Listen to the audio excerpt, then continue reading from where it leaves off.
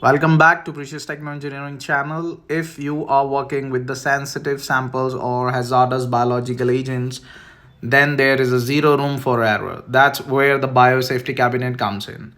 In this video, we are breaking down the airflow signs, the HEPA filtration system, and the critical protocols you need to follow to ensure your workspace remains a true contamination-free zone.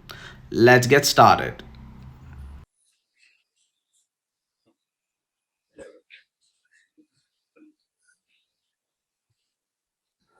Before you open the sash, ensure you are wearing the correct PPE. Minimum requirements usually include the coat and gloves.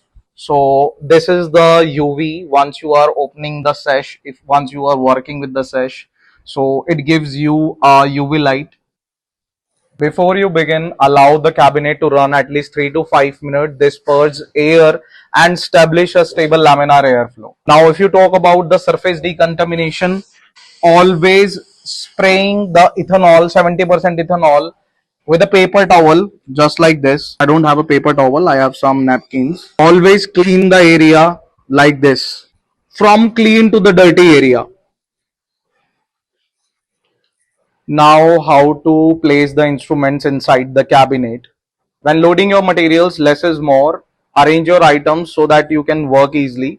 Place your samples one side here, which is cleaner, and place your other samples which are dirty here.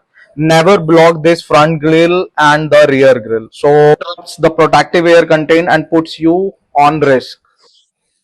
So if I want to tell you something, this is the mechanism, door mechanism. This is slide up, slide down. I'll show you that properly.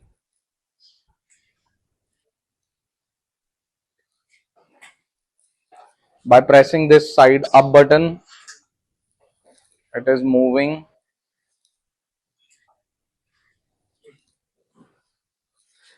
These are the switches. This is for virus burnout unit. This is blower. This is fluorescent light, and this is UV light. This is UV run time for how much UV is running. This is the process time for hold the instrument. The instrument is running for how much time. And this is the air flow. This is down flow. This is high flow velocity. If you want to see, there are some options. This is the process timer, UV timer, airflow velocity, which I am telling you, the high one and the low one. You can change as well. We can change it. So this is the display. Here is the date. Here is the equipment ID, and this is the time, and this is the temperature it is showing. From this option, you can change the date, month, time, hour, meter. This is the indications for door open. Now the door is closed. It's showing door close. I just left with one point. This is the differential pressure it is showing here. And we also keeping that magnehalic gauge here.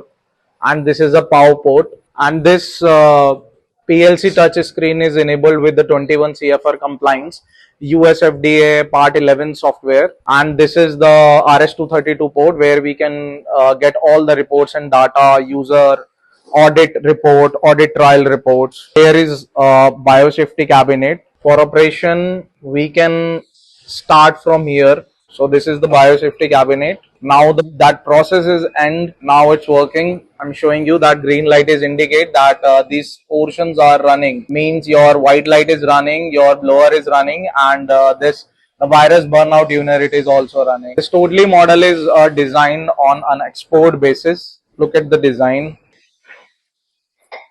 Once your work is finished, surface decontaminate all items before removing them. Wipe down the interior one last time. Let the blower run for other 5 minutes to clear any aerosols.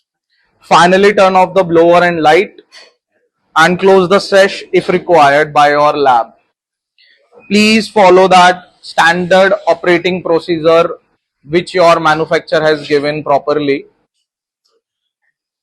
If you found this guide helpful, hit the like button and subscribe for more lab safety tutorials. Stay safe in the lab.